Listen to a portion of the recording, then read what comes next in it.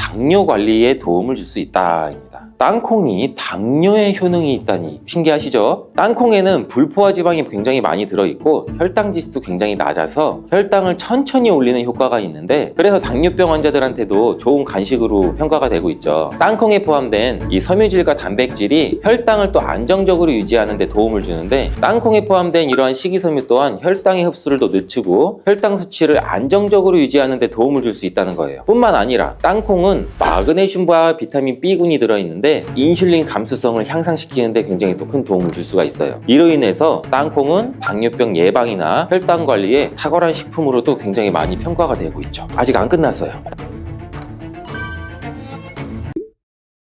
혈관을 깨끗하게 하고 당뇨를 예방하려면 땅콩을 이렇게 드셔야 합니다. 여러분, 땅콩 좋아하시는 분 있으신가요? 저는 땅콩과 건어물 같은 거 안주를 굉장히 좋아하는데, 이런 맛있는 땅콩이 건강에 굉장히 좋은 효능이 많다는 거 혹시 아시나요? 심심풀이 땅콩이라는 말이 있을 정도로 땅콩은 우리에게 굉장히 친숙한 음식이죠. 하지만 땅콩의 그 놀라운 효능을 제대로 아시는 분은 많이 없을 거예요. 땅콩이 얼마나 우리 몸에 좋은 영향을 미치는지, 그리고 어떻게 섭취하면 더 좋은 효과를 볼 수 있는지, 오늘은 땅콩에 대해서 한번 자세히 알아보는 시간을 가질게요. 어렸을 때 키가 작은 친구를 땅콩 같다고 많이 놀렸죠. 이 작은 땅콩 한 알에는 단백질, 지방, 탄수화물, 식이섬유 같은 거는 물론이고 비타민 E, B, 칼륨, 마그네슘, 철분, 폴리페놀, 플라보노이드, 이렇게 몸에 좋은 영양소가 굉장히 풍부하게 들어있는데, 이렇게 영양이 풍부하고 맛도 고소한 땅콩의 놀라운 효능 7가지를 제가 지금 바로 소개해 드릴게요.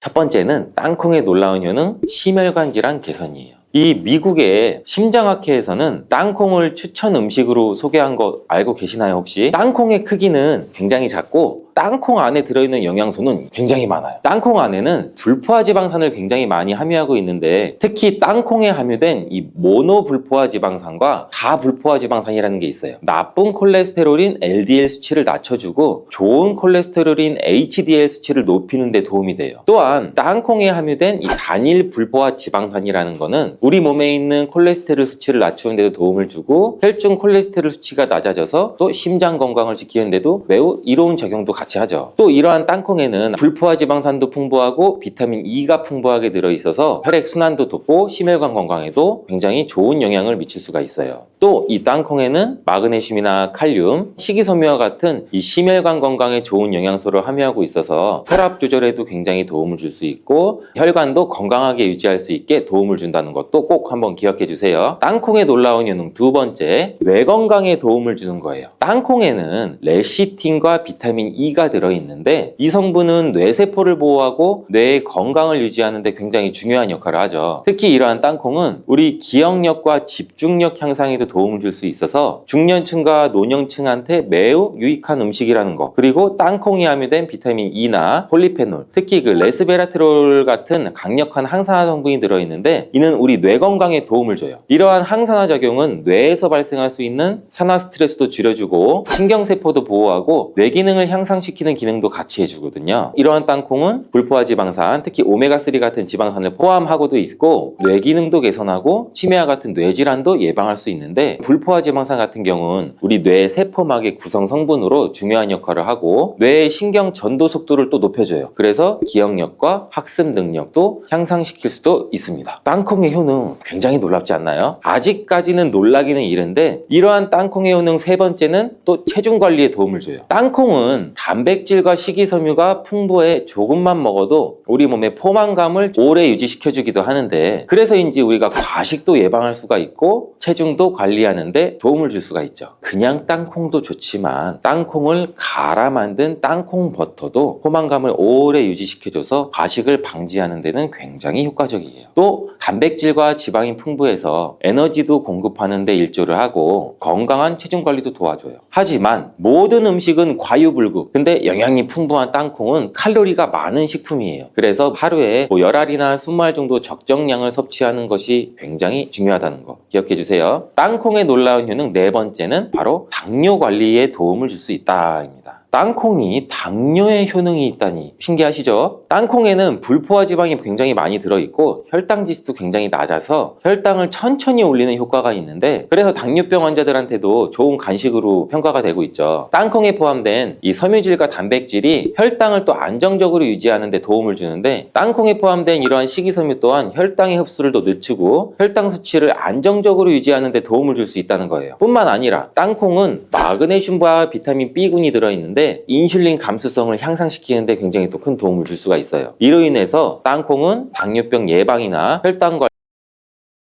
있죠. 아직 안 끝났어요. 땅콩의 효능 5번째, 피부 건강에도 도움을 주는 거예요. 땅콩에 들어있는 이 비타민 E와 항산화 물질들이 피부를 건강하게 유지하는 데 또 좋은 영향을 줄 수가 있는데, 땅콩에 들어있는 비타민 E는 피부 세포를 유해한 자유 라디칼로부터 보호하고 피부 노화를 지연시키는 데도 굉장히 중요한 영향을 줘요. 이 성분은 피부의 탄력을 유지하고 주름을 예방하는 데도 굉장히 효과적이고 피부의 노화도 방지해주고 염증도 줄여줘요. 또 우리 피부를 매끄럽고 촉촉하게 만들어주기도 하죠. 그래서 이 땅콩은 굉장히 아름다운 피부를 위한 좋은 식품이기도 하죠. 땅콩에 포함된 불포화 지방산, 특히 올레산과 리놀렌산은 피부의 수분 유지를 도와서 이 밸런스를 유지를 시켜줘요. 그래서 피부가 건조해지지 않도록 하고 염증도 줄여주고 트러블도 완화하는 데 굉장히 큰 도움을 줄 수가 있죠. 뿐만 아니라 땅콩에는 아연도 포함되어 있어요. 피부 상처 치유도 돕고 여드름과 같은 피부 쪽은 피부 문제를 개선하는 데 굉장히 또 놀라운 효능이 있는 성분들도 들어있습니다. 땅콩의 효능 6번째, 소화 건강에도 도움을 줄 수가 있어요. 땅콩에는 이 식이섬유가 풍부해서 소화 시스템에 좋은 영향을 주는데, 식이섬유는 장의 움직임을 촉진시키죠. 변비도 예방해 줄 수 있고 장내에 유익한 미생물의 활동을 도와서 장 건강에 매우 좋은 환경을 만들어줘요. 또한 땅콩에 포함된 불용성 섬유는 특히 장을 자극해서 배변을 원활하게 하고 장의 건강을 유지하는 데 중요한 역할을 하는데, 이 섬유는 장에서 물을 흡수해서 변을 또 부드럽게 만들어주기도 하죠. 땅콩의 놀라운 효능 7번째, 좋은 단백질과 건강한 지방 섭취에 굉장히 좋은 공급원이에요. 땅콩을 고기나 다른 동물성 단백질에 비해 지방이 적어요. 또 채식주의자나 비건이 단백질을 섭취할 때 유용한 대체식품이 될 수 있는데, 100g 정도의 땅콩은 약 25g에서 30g 정도의 단백질을 함유하고 있다는 거 아세요? 우리가 흔히 좋은 단백질 공급 식품이라고 생각하는 닭가슴살 단백질의 함량이 100g당 30에서 35g인 거를 생각해보면 단백질 함량은 닭가슴살에 비해 살짝 낮지만 대신 건강한 불포화 지방과 다른 다양한 영양소도 다량 함유되어 있어 단백질을 섭취하기에 충분히 좋은 식품이에요. 이렇게 건강에 놀라운 효능이 있는 땅콩, 그냥 아무렇게나 드시면 땅콩의 효능을 100% 섭취할 수 없다는 거 아세요? 보통 땅콩을 어떻게 조리해서 드시나요? 구워서, 볶아서, 삶아서? 모두 좋아하는 방법이 다르실 텐데 생땅콩을 먹는 것이 가장 좋다라고 들으신 분들도 있으실 거예요. 과연 땅콩을 가공하지 않고 생으로 먹는 것이 가장 좋은 방법일까요? 정답은 아니에요. 생땅콩에는 독성이 있을 수 있는 물질인 아플라톡신이라는 게 포함이 될 수가 있어요. 이를 피하기 위해서는 반드시 충분히 익혀서 먹어야 되는데, 볶거나 구운 땅콩은 이 아플라톡신을 제거할 수 있어 안전하게 섭취할 수 있지만 그보다는 땅콩을 삶아서 먹는 것이 더 건강에 좋다는 거 제가 지금 알려드릴게요.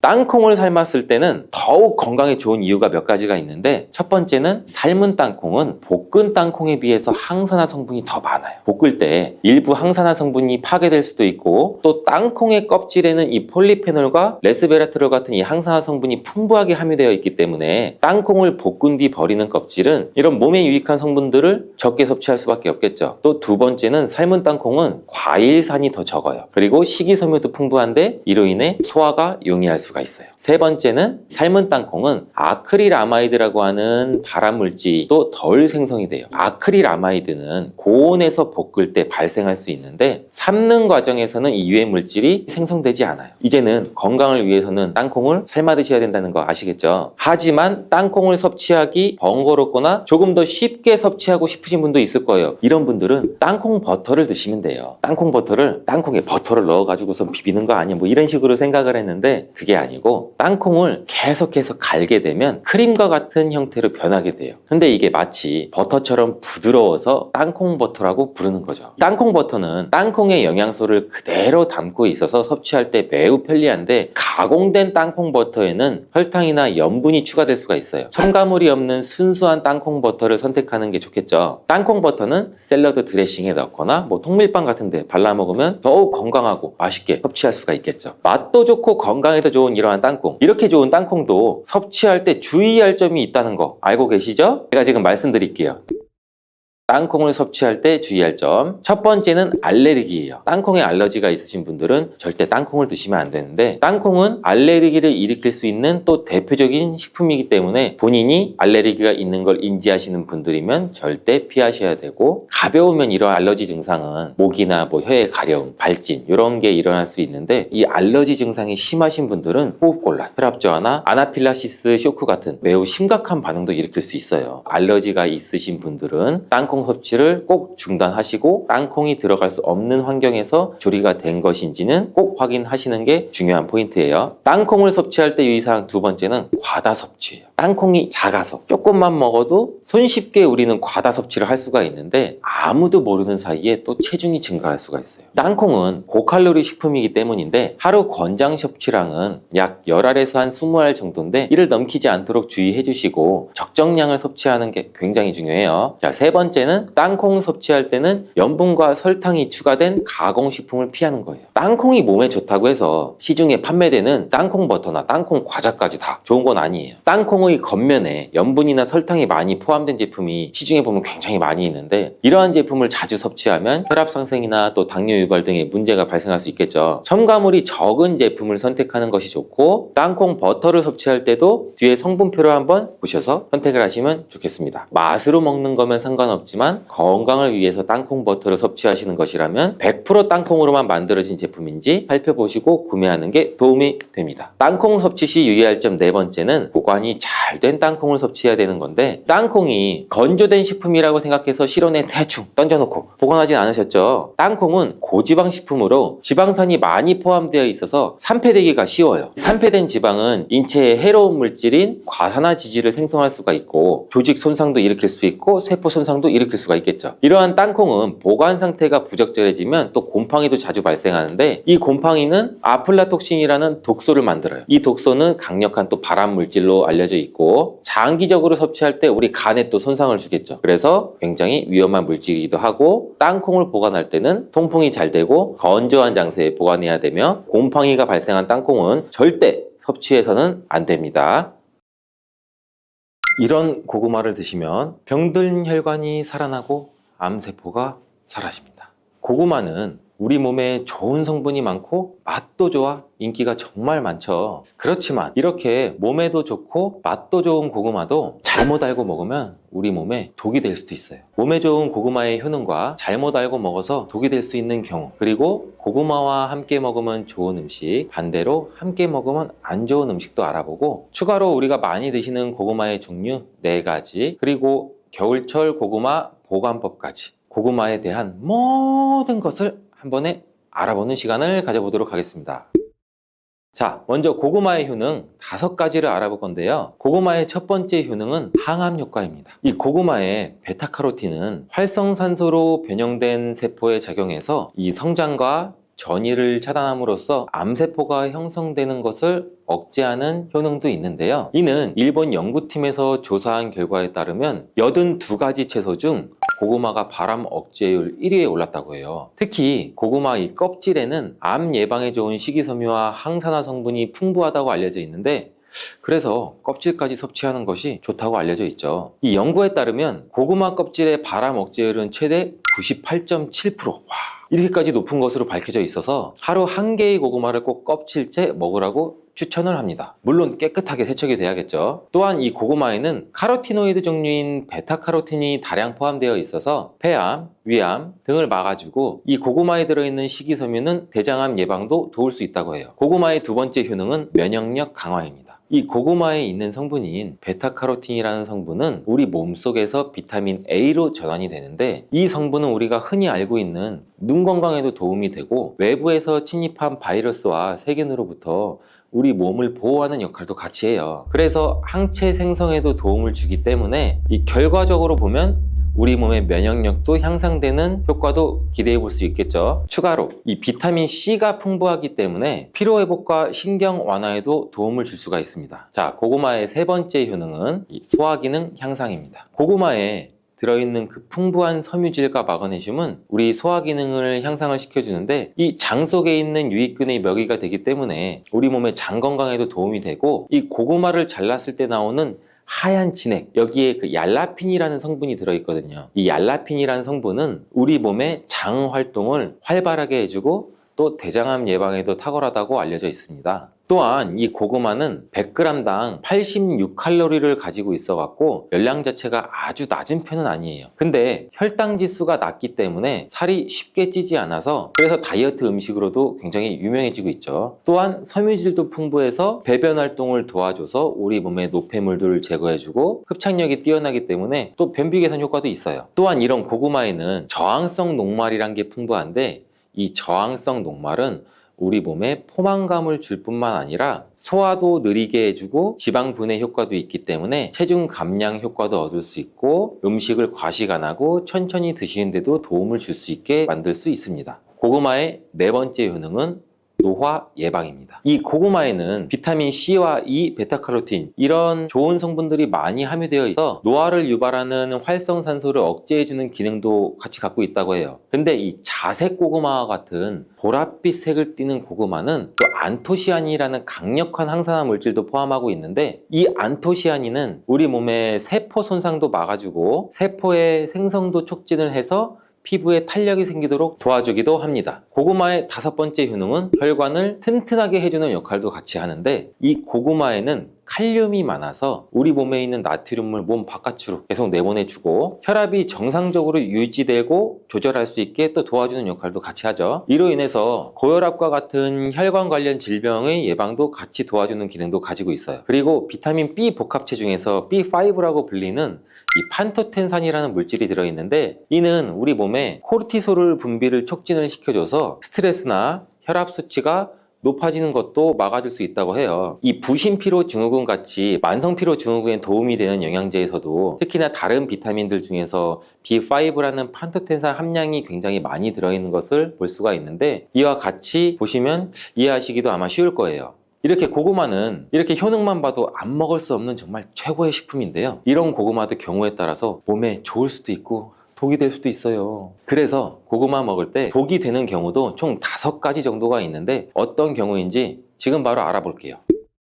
고구마가 독이 되는 경우, 첫 번째는 고구마에 검은 반점이 있는 고구마를 무심코 그냥 먹는 경우예요. 그냥 검은 반점이라고 해서 색깔이 그렇나 보다, 아니면 뭐 이렇게 옆에 눌렸나? 이렇게 생각하시는 분들도 많으실 거예요. 근데 고구마의 검은 반점은 대수롭지 않게 여기고 그냥 드시면 절대 안 돼요. 이 검은 반점은 고구마에 생긴 검은 무늬병이라는 건데, 고구마 검은 무늬병은 이 수확 과정에서 고구마가 상처가 생기잖아요. 이 상처가 생긴 곳에 균이 침입하게 돼서 생기는 병이에요. 수확 초기에는 잘 티가 나지 않아요. 근데 이 고구마를 저장하는 과정에서 이게 발병하게 되는데, 이 검은 반점들이 생기면서 그 반점들이 시간이 지날수록 전체적으로 퍼지게 돼요. 이 검은 반점에는 이포메아마론이라는 강력한 독소가 들어있어요. 이 독소가 생성이 되게 되고, 이 상체로 고구마를 그대로 섭취하게 되면 뭐 식욕 감퇴도 있을 수가 있고 뭐 호흡곤란, 설사 등 뭐 다양한 부작용이 발생을 할 수가 있는데, 이 부분을 많이 드시면 정말 심한 경우는 뭐 폐와 간까지 괴사시킬 수도 있기 때문에 폐와 간에 관련된 질환을 보유하고 있는 환자분 같은 경우나 노약자, 어린이라면 특히 고구마를 섭취할 때 이러한 병에 감염된 고구마가 아닌지 꼭 확인해 주시는 게 좋습니다. 여기서 간혹 그 검게 변한 부분만 한 칼로 살짝 드러내서 먹으면 되지 않나요? 이렇게 말씀 주시는 분들도 있는데, 이 검게 변한 부분이 있다면 이미 어느 정도 전체의 그 균이 퍼진 상태고 열을 가하거나 푹푹 삶고 쪄도 이게 잘 사라지지 않는다고 해요. 그래서 꼭 고구마를 그냥 통째로 아깝더라도 폐기해 주시는 게 우리 건강에 도움을 줄 수가 있습니다. 고구마가 독이 되는 경우 두 번째는 위장이 약한 분들이에요. 평소 고구마를 먹고 소화가 안 돼서 어우 더부룩해 이런 느낌이 들었거나 속 쓰려 이런 현상이 심해진 경험이 있다면, 위장이 약한 사람으로서는 고구마를 섭취하는 것이 별로 크게 도움이 되진 않아요. 고구마에 함유되어 있는 타닌이라는 성분이 있는데, 이 타닌과 아교질 성분은 우리 위벽을 자극하기도 하거든요. 그래서 위산 분비도 촉진을 시키기 때문에 각종 위장 장애를 유발할 수도 있어요. 이를 무시하면서 우리가 그냥 맛있다고 계속 먹는다면 다른 병을 치료하기 전에 위염이나 위궤양까지도 올 수가 있겠죠. 이러신 분들은 특히 조심해 주시길 바라겠습니다. 자, 고구마가 독이 되는 경우 세 번째는 당뇨가 있으신 분들입니다. 이 고구마는 당이 어느 정도 들어있는 식품이라서 당뇨 환자가 섭취할 경우 혈당이 급격하게 상승될 가능성을 가지고 있습니다. 이 당뇨 환자의 경우 혈당 조절을 하는 것이 쉽지 않죠. 그래서 약으로도 조절을 하고 주사로도 조절을 하는데 이러한 과도한 당질 섭취 우려가 있는 고구마를 최대한 어느 정도 피하는 것이 좋기는 해요. 먹더라도 과량 드시지 말고 소량만 드시는 것을 추천하고 주기적으로 혈당 관리도 체크도 잘 해보시는 게 좋겠습니다. 고구마를 먹는 방법에도 당 성분의 차이가 많이 나는데 많이 먹는 방법으로 고구마를 쪄서 먹는 방법이 있고 군고구마로 먹는 방법 그리고 생으로 먹는 방법이 있는데요. 특히 군고구마의 경우 만들 때 열을 서서히 높여서 오래 익히기 때문에 이 고구마에 들어있는 전분이 당으로 바뀌는 시간이 충분해서 생고구마나 찐 고구마보다도 이 군고구마가 훨씬 당이 더 높아지게 된다고 해요. 이 고구마의 혈당 지수는 생 고구마의 경우 예를 들면 55 정도 나오고 찐 고구마가 한 70.8 정도? 근데 군고구마는 90.9입니다. 이렇게 고구마가 당뇨에 좋다고 하는 분들도 계시는데 생고구마가 당뇨나 당이 높으신 분들에게 추천드리는 이유를 아시겠죠? 이 생고구마에는 식이섬유가 풍부해서 섭취하게 되면 다당류인 전분이 단당류로 천천히 전환되기 때문에 급격한 혈당 상승을 막아줘요. 밤고구마, 호박고구마, 요새는 꿀고구마까지 정말 많이 드시는데요. 이렇게 고구마는 당 지수가 높아서 혈당을 급격히 올리기 때문에 당이 높거나 당뇨가 있으신 분들은 피하시는 게 좋고 드신다면 생고구마를 조금씩 드시는 것도 추천을 드릴게요. 그렇다고 몸에 좋은 성분들이 이렇게 많은 고구마를 이런 분들은 먹으면 안 될까요? 이런 분들에게 꼭 맞는 혈당 문제를 해결해주는 고구마가 있어요. 자, 이게 무엇이냐면 바로 자색 고구마예요. 아까도 간단히 말씀드렸지만 이 자색 고구마는 그 보랏빛을 띠는 안토시아닌이라는 성분이 굉장히 풍부해요. 이 안토시아닌 성분은 당뇨를 예방하는 식품으로도 굉장히 많이 알려져 있죠. 이 항산화 작용과 노화 방지 기능까지 가지고 있는 고구마인데 이 자색 고구마는 일반 고구마에 비해서 3배 이상 많은 안토시아닌 함량을 가지고 있으니 꼭 드셔보시는 게 좋겠죠. 그리고 이러한 자색 고구마도 지금이 제철입니다. 이렇게 음식에 보랏빛을 띠게 만드는 성분이 이 안토시아닌인데 이 안토시아닌은 흔히 우리가 굉장히 많이 알고 있는 베리류, 블루베리, 빌베리, 웰더베리 굉장히 많죠. 여기에도 굉장히 많이 함유되어 있고 이런 베리류의 영양제 같은 건강기능식품 그 뒷면을 보시면은 총 안토시아닌 함량이라고 이렇게 기능성 성분 지표가 표시되어 있어요. 이 정도로 안토시아닌 자체가 굉장히 중요한 역할을 하는데 이 안토시아닌이 함유된 영양제를 드실 때도 이 안토시아닌의 함량 비교를 잘 하셔서 좋은 원료사 영양제를 섭취를 하는 게 도움을 줄 수 있습니다. 고구마가 독이 되는 경우 네 번째, 신장이 약한 분들입니다. 이 고구마는 한 개당 칼륨이 약 13% 정도 들어있을 정도로 굉장히 칼륨이 풍부한 음식인데 이 칼륨은 우리 몸에 나트륨 수치를 조절해주고 신체의 수분 함량도 조절해주고 혈압도 개선하고 뇌졸중이나 심근경색, 혈관질환 발생으로 인한 사망률을 줄여주기도 해요. 하지만 이렇게 칼륨이 풍부한 고구마는 신장이 약하신 분들에게는 오히려 독이 될 수가 있는데 이 신장 기능이 떨어져 있는 분들은 이 칼륨을 배출하는 게 원활하지가 못해요. 그래서 과하게 칼륨을 섭취하면 그대로 혈액에 쌓이면서 칼륨 농도가 높아져 이 고칼륨 혈증도 유발할 수가 있어요. 우리 몸에 칼륨이 과도하게 축적이 되면 부정맥이나 각종 심장질환, 혈관질환을 유발할 수도 있으므로 신장이 약하신 분들은 꼭 주의해서 드시길 권장드리겠습니다. 이렇게 칼륨은 콩팥에 부담을 주므로 신장 관련 질환이 있는 사람들은 먹을 때 조심도 해야 되고 이 중에서는 이 고구마 안에 옥살산 성분이라는 게 들어있는데 이 옥살산 성분도 과하게 먹을 시 요로 결석도 일으킬 수가 있어요. 그러니 꼭 주의하셔야겠죠. 자, 고구마가 독이 되는 경우 다섯 번째, 담배를 피우는 사람입니다.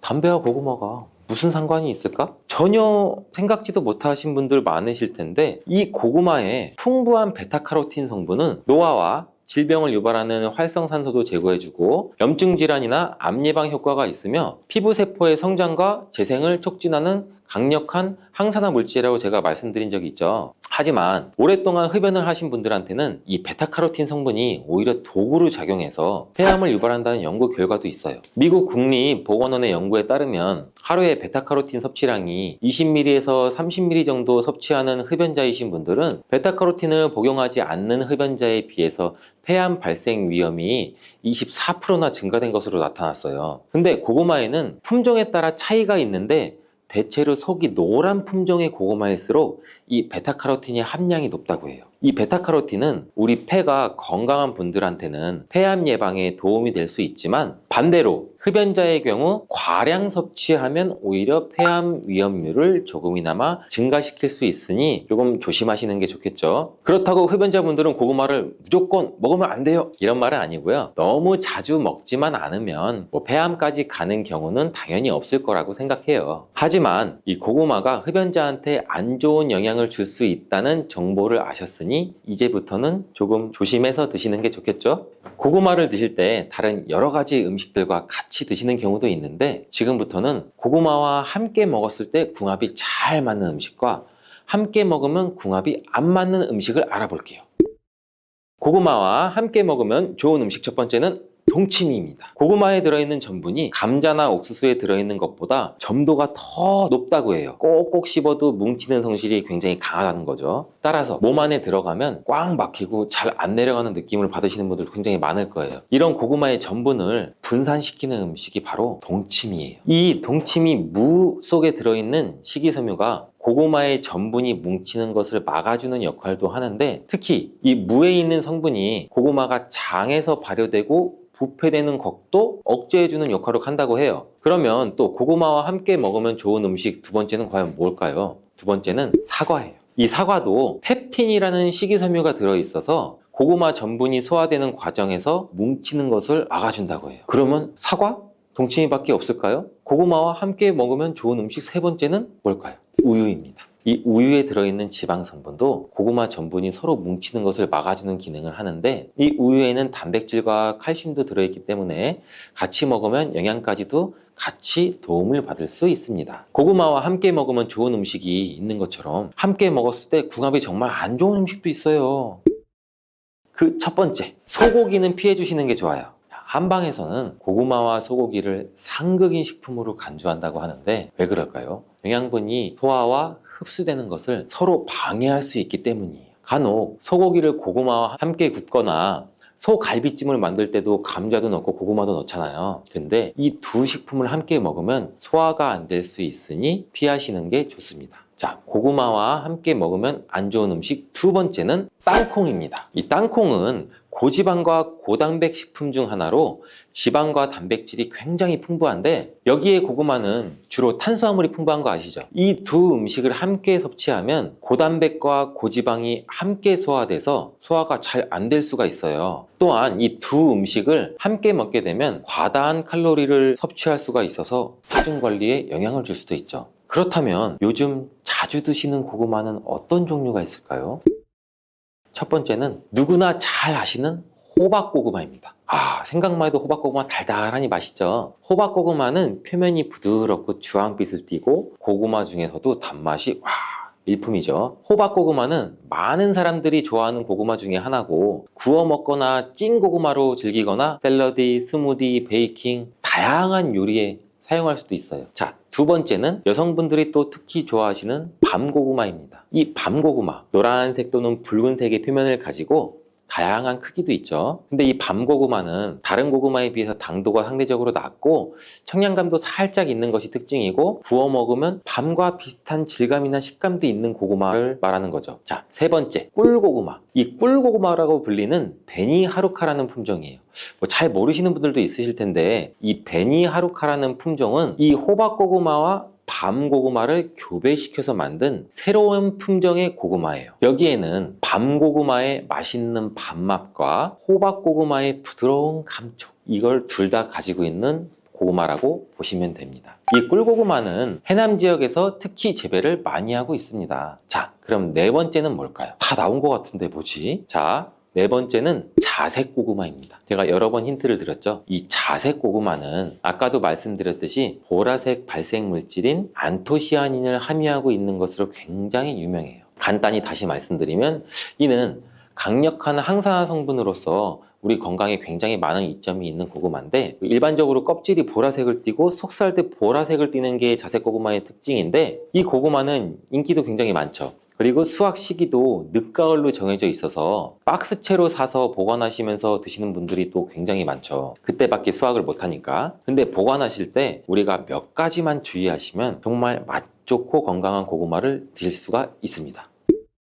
고구마를 보관하는 법 지금부터 알아볼게요. 자, 고구마를 받으면 먼저 상처난 고구마가 있는지 잘 확인해 주세요. 이 고구마는 껍질이 얇아서 상처가 나기도 쉽고, 상처가 나면은 그 상처 속으로 균이 감염될 수도 있고 썩고 곰팡이가 나기 쉬워요. 따라서 옆에 있는 고구마까지 같이 영향을 미쳐요. 고구마들은 사교성이 굉장히 좋은가 봐요. 그래서 상처난 고구마를 먼저 골라내서 자르고 드시거나, 먼저 골라내서 상처가 안 난 고구마를 따로 보관해 주세요. 그리고 고구마 겉 건조 상태에 따라서 이틀에서 일주일 정도 신문지가 같은 것을 깔고 그늘에서 천천히 말려주세요. 그 이유는 고구마는 겉에 수분을 많이 포함하고 있기 때문에 바로 보관하게 되면 쉽게 썩어요. 그래서 말리는 이유가 또 고구마의 전분이 당분으로 변환되도록 숙성을 시키는 과정이기도 해요. 또 한 가지 주의점은 고구마는 수분에 굉장히 예민한 뿌리 채소예요. 그래서 습기가 차지 않도록 종이박스에 구멍을 슝슝슝슝 내주고 통풍이 잘 되도록 해주시고, 이 흙도 빠져나가지 않게 보관하기 쉽게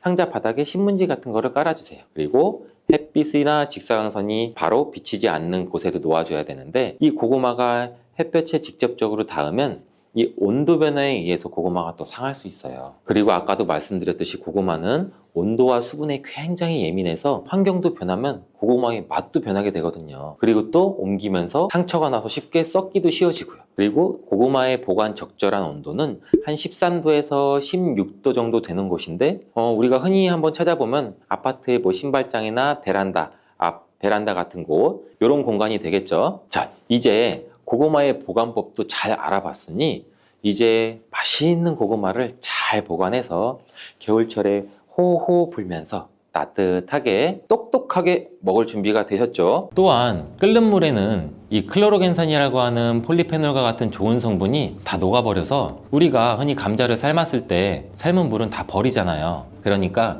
이 감자를 삶았을 때 그 좋은 성분도 어느 정도 같이 버려진다고 보시면 될 것 같습니다. 물에 녹아서 버려지기 때문에 감자를 삶아서 먹는 방법은 그렇게 좋은 방법이 될 것 같지는 않고요. 감자를 찌게 되면 오히려 감자의 효소 활성이 늘어나면서 이 클로로겐산 함량이 더 증가한다고 해요. 그리고 우리가 흔히 많이 알고 있는 감자를 드실 때 싹난 부분 다들 많이 조심하잖아요. 하나 더 조심할 것은 싹뿐 아니라 건강한 습관이 항상 나를 만든다. 건강한 삶을 원하시면 지금 바로 구독을 눌러주세요. 삶아 먹고 데쳐 먹고 쪄 먹고 볶아 먹고 전으로 부쳐 먹고 정말 다양하게 먹는 채소가 바로 감자인데요. 건강에 좋은 감자도 잘 알고 드셔야겠죠. 먼저 감자를 드실 때 어떤 거와 함께 먹으면 안 되고 주의해야 될 점은 무엇이 있을까요? 감자는 바나나와 함께 드시면 안 됩니다. 그 이유를 한번 알아볼까요? 바나나는 칼륨과 다양한 영양성분, 그리고 식이섬유가 풍부해 에너지 공급과 다이어트에 좋기를 소문났는데요. 감자와 절대 함께 먹으면 안 된다니 정말 생각도 못하지 않나요?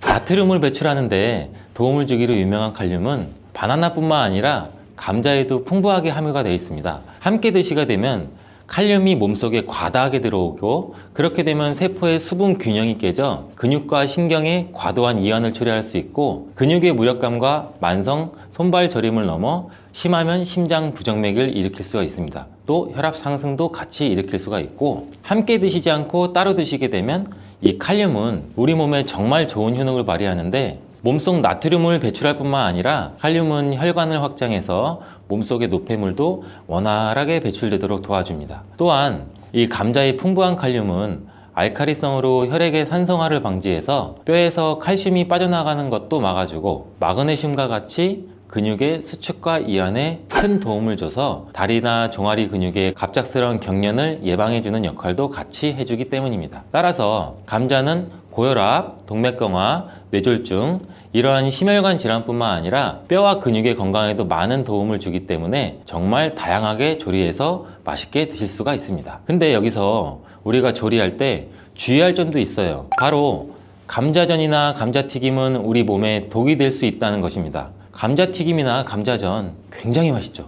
정말 맛있죠? 케찹에 찍어 먹고 마요네즈에 찍어 먹고. 근데 이러한 감자전이나 감자튀김이 칼로리가 굉장히 높고 비만과 심혈관 질환을 유발할 수 있는 이 트랜스 지방이 굉장히 많이 포함되어 있어서 건강에 해롭다는 사실은 굉장히 많이 들어보셨을 거예요. 이 감자를 튀기게 되면 아크릴 아마이드라는 유해 물질이 굉장히 많이 발생하게 됩니다. 튀긴 감자 굉장히 맛있는데 감자와 고구마와 같이 이러한 탄수화물이 많은 식품을 굉장히 높은 온도로 굽거나 튀길 때 생성되는 이 아크릴 아마이드는 암을 유발하고 뇌신경의 단백질을 손상시켜 알츠하이머성 치매, 파킨슨병의 위험을 증가시킨다고도 알려져 있습니다.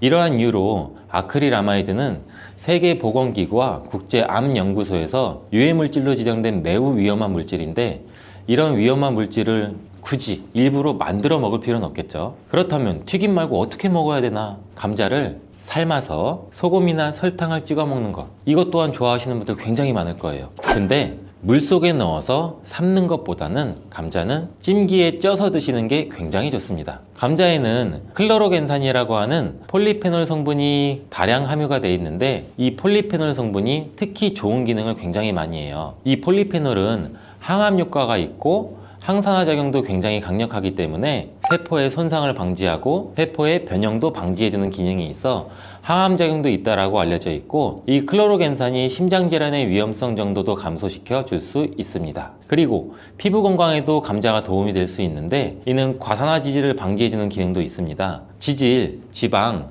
기름이 과산화되는 것을 방지하기 때문에 특히 피부주름, 피부 노화, 여러분들 굉장히 많이 심각하게 생각하시고 계시잖아요. 우리 주름만 없어도 피부가 노화가 안 돼도 이 탱탱한 살도 유지할 수 있을 텐데 이거를 막아주는데 감자의 클로로겐산이 굉장히 많은 도움이 될 수가 있습니다. 그리고 다이어트에도 도움이 될 수가 있는데 이 체지방을 분해해주는 효과도 있습니다. 이 클로로겐산이 지방을 분해하기 때문에 비만 방지와 다이어트에 도움이 될 수가 있고 또한 혈당 관리에도 도움이 될 수가 있습니다. 혈당이 급격하게 올라가는 것을 이 클로로겐산이 막아주는 기능이 있기 때문에 당뇨 예방과 혈당 관리에도 도움이 될 수가 있습니다. 근데 이 클로로겐산이 감자의 속살에 있는 게 아니고 감자의 껍질에 많이 들어가 있는데요. 이 감자 껍질 1g당 클로로겐산이 1mg이 들어가 있습니다. 따라서 우리가 감자를 드실 때 감자 껍질을 잘 닦아서 감자 껍질도 같이 함께 드시는 게 더욱 좋습니다. 감자를 조리할 때 클로로겐산의 함량이 변화가 될 수도 있는데 이는 생감자 껍질 1g에 아까 클로로겐산 1mg이 들어가 있다고 제가 말씀드렸죠. 이게 감자를 삶았을 때는 클로로겐산이 1mg에서 0.6mg로 감소하고 또 오히려 찜기에 쪘을 때는 이 클로로겐산 함량이 1.6mg 정도로 높게 변형이 되고 또 구웠을 때는 가장 낮게 0.2mg 정도 그램밖에 들어있지 않습니다. 또한 끓는 물에는 이 클로로겐산이라고 하는 폴리페놀과 같은 좋은 성분이 다 녹아버려서 우리가 흔히 감자를 삶았을 때 삶은 물은 다 버리잖아요. 그러니까 이 감자를 삶았을 때 그 좋은 성분도 어느 정도 같이 버려진다고 보시면 될 것 같습니다. 물에 녹아서 버려지기 때문에 감자를 삶아서 먹는 방법은 그렇게 좋은 방법이 될 것 같지는 않고요. 감자를 찌게 되면 오히려 감자의 효소 활성이 늘어나면서 이 클로로겐산 함량이 더 증가한다고 해요. 그리고 우리가 흔히 많이 알고 있는 감자를 드실 때 싹난 부분 다들 많이 조심하잖아요. 하나 더 조심할 것은 싹뿐 아니라 이 녹색으로 변한 감자입니다. 감자 싹에는 솔라닌이라고 하는 독성 물질이 포함되어 있는데 이거는 섭취해서 안 된다는 건 이미 모두 잘 알고 계시잖아요. 근데 감자가 녹색으로 변한 거 역시 솔라닌 함량이 증가했기 때문에 섭취하지 않는 것이 좋습니다. 솔라닌은 감자와 같은 가지과 생물이 이 스스로를 방어하기 위해서 생성하는 천연 살충제라고 보시면 돼요. 이 솔라닌은 독성이 굉장히 강해서 소량 섭취만으로도 이 두통이나 복통이나 구토, 식중독 증상과 같은 것을 유발할 수 있으며 과도한 섭취는 호흡곤란까지 초래해서 매우 위험할 수 있어요. 뜨거운 열로 조리해서 우리는 솔라닌을 제거할 거야, 이렇게 생각하시는 분들이 굉장히 많은데, 이 솔라닌은 285도 이상으로 가열해야만 분해가 되므로 100도씨에 물론은 아무리 삶아도 이 솔라닌 독소는 없어지지 않습니다. 이러한 솔라닌은 햇빛에 노출될수록 솔라닌의 생성이 굉장히 빨라져 감자는 어두운 곳에 보관하고 싹이 난 감자뿐만 아니라 초록색으로 변한 감자도 반드시 패기 바랍니다. 여기서 감자를 보관할 때 간단한 팁을 알려드리면, 보관하실 때 감자를 사과와 함께 두시면 사과에서 발생하는 이 에틸렌 가스가 감자에 싹이 나는 것을 억제해줘서 감자를 더 오래 신선하게 보관할 수 있습니다. 자, 그럼 감자 요리를 할 때 버터에 굽고 치즈를 올려 드시면 맛있잖아요. 아, 벌써 군침이 도는데, 근데 이러한 버터랑 치즈가 문제가 될 수가 있어요. 그 맛으로만 본다면 감자와 치즈, 버터의 만남은 최고의 풍미를 자랑하는데 건강에는 최악이랍니다. 이 치즈와 버터를 감자 요리에 사용하게 되면 이 포화지방과 나트륨의 섭취를 증가시키게 돼서 심혈관 건강에 굉장히 안 좋은 영향을 끼칠 수가 있는데, 이 치즈와 감자를 함께 드시면 맛과 식감이 아주 좋지만 고지방의 치즈는 칼로리를 증가시킬 뿐 아니라 감자의 영양 성분도 같이 파괴할 수가 있습니다. 특히 이 치즈에 들어있는 포화지방은 나쁜 콜레스테롤, 즉 LDL 콜레스테롤 수치를 높일 수가 있으며, 이는 심혈관 질환의 위험도 같이 증가시킵니다. 또한 치즈에 함유된 나트륨은 혈압 상승도 유발할 수 있고, 혈압이 상승하게 되면 다양한 심혈관 질환 문제도 같이 발생하게 됩니다. 따라서 저지방 또는 무지방 치즈를 선택해서 같이 곁들여 드시길 바라겠습니다. 감자와 궁합이 잘 맞는 음식에는 무엇이 있을까요? 자, 삶은 감자를 먹다 보면 우리 목 막히잖아요. 이때 우유 드시는 분들 굉장히 많으시죠. 저도 어렸을 때 감자를 설탕에 찍어 먹거나 소금에 찍어 먹고 있으면 엄마 목말라! 엄마가 물을 안 줘요. 왜 물을 안 줘? 근데 그때 엄마는 우유를 주셨어요. 저희 부모님은. 어른들의 지혜가 굉장히 대단하다고 생각해요. 저는 이때 우유를 드시면은 아주 잘 선택한 거예요. 감자를 먹게 되면 좋은 이유 중 하나는 풍부한 단백질을 섭취할 수 있다는 건데, 감자가 탄수화물 덩어리로 알려져 있는데 실제로는 고품질의 단백질도 함유하고 있어요. 이 감자의 단백질은 우유와 계란에 이어서 흡수율이 굉장히 높으며 콩보다 우수한 단백질로 여러 군데에서 평가받고 있습니다. 하지만 감자에는 비타민 A, 칼슘, 지방이 부족한데 우유가 감자의 부족한 영양 성분을 완벽하게 보충해줘요. 반면에는 우유에는 비타민 C가 부족한데 감자의 비타민 C가 풍부해서 서로의 궁합이 쿵짝쿵짝 굉장히 잘 맞는 거죠. 감자를 우유와 함께 갈아 마시거나 따뜻한 감자 스프를 만들어 드시는 것도 매우 좋습니다. 감자를 껍질째 조리해서 우유와 함께 드시면 혈당 상승 걱정 없이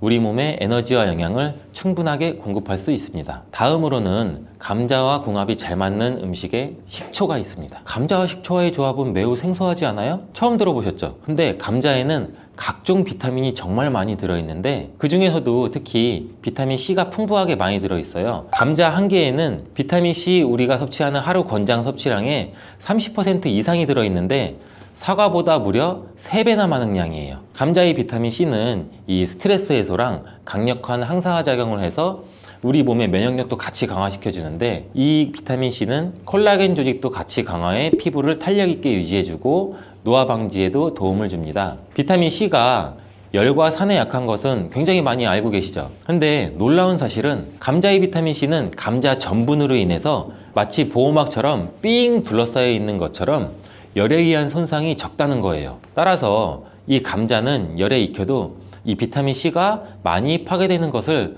걱정하지 않으셔도 됩니다. 이 비타민 C는 산도가 높은 환경에서 더욱 잘 흡수되면서 감자 요리나 감자 샐러드를 하실 때는 식초나 레몬즙을 약간 뿌리면 이 비타민 C의 흡수율을 또 높일 수 있어요.